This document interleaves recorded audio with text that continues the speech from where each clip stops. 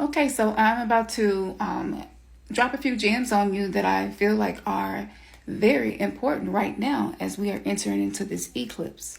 I'm doing my self care routine, and part of me doing my self care routine is detoxing my skin. So, this is why oftentimes you see me with mask on my face in case you were wondering. But ignore that so that you can actually receive what I'm about to say. So first of all, let me say this. Most of the relationships on earth right now were created while we were still in stasis. So we were still operating from a space of survival. We were operating from a space of ego. We were operating from a space of searching for love to fill in the void that we felt inside of us. So our relationships are actually coping mechanisms that I call trauma reenactments. May not be true for everybody, nothing is, but for most people, your relationship was probably based in your subconscious, unconscious trauma programs. So love attachment theory describes our type of love attachment, which is based on our relationship with our caregivers. Oftentimes, the people we end up in relationships with are a reflection of our parents. So our partners are reflections of our parents in some shape, form, or it could just be a resemblance.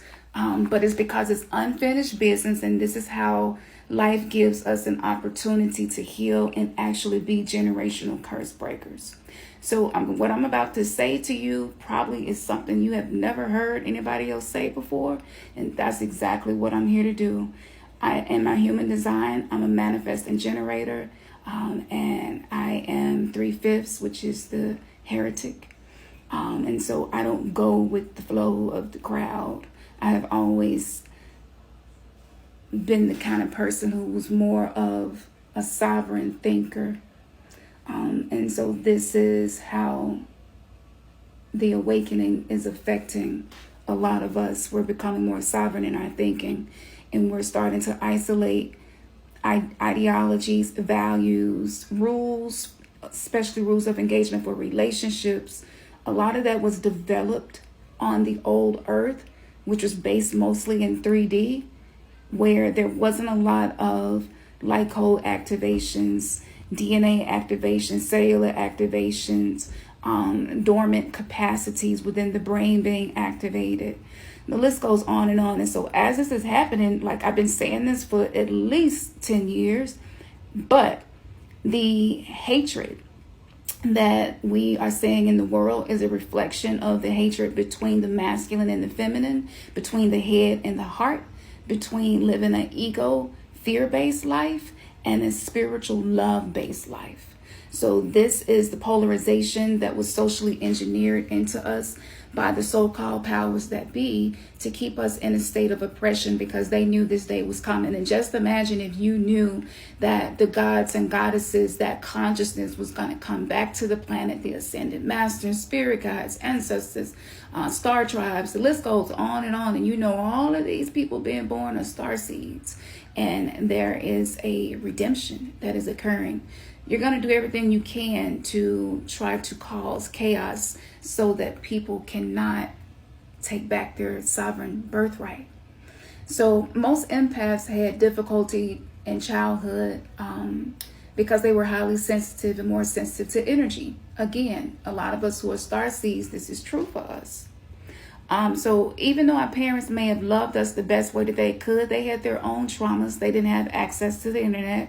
A lot of them didn't have access to forums and groups and all of the things that we have now. They didn't have that. And they probably was doing the best that they could with what they had.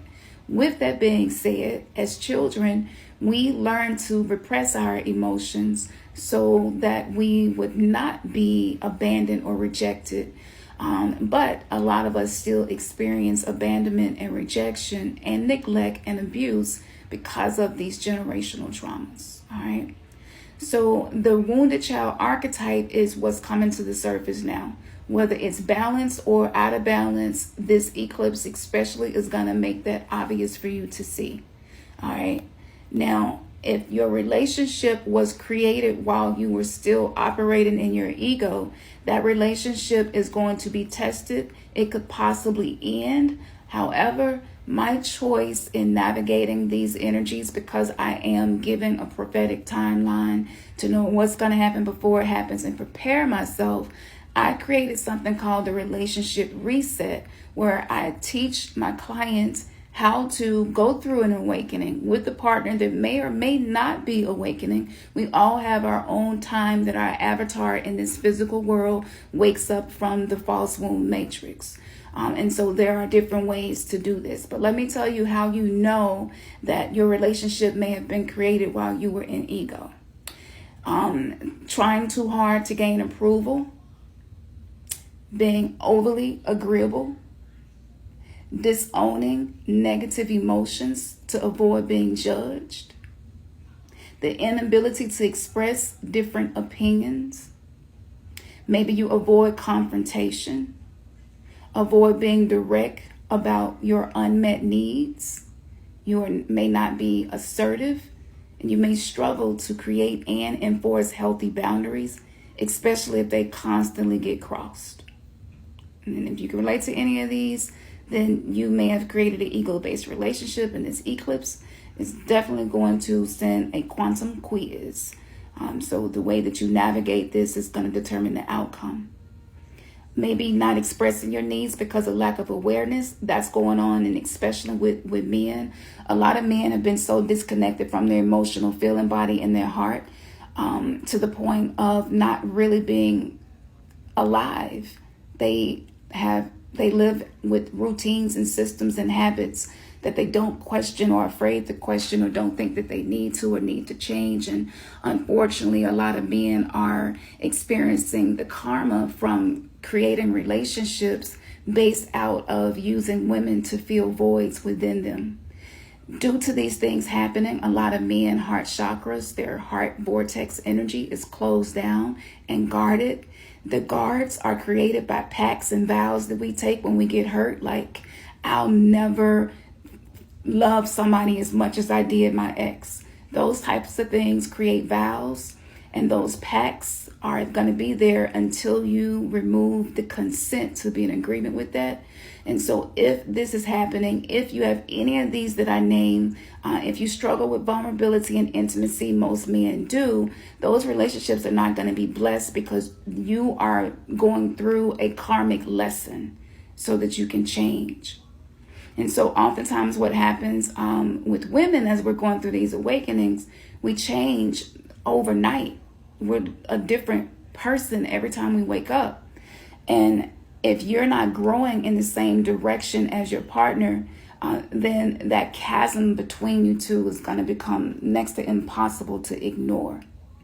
You will begin to reevaluate your worth. Your standards will change. You may not feel emotionally safe with your partner.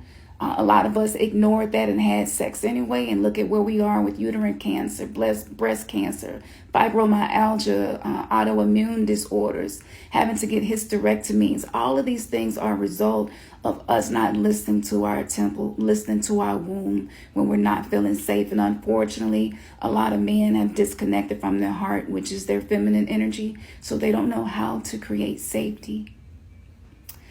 As this is occurring, a lot of women, because of Aries, are going into more warrior energy, which means the price of everything is going up.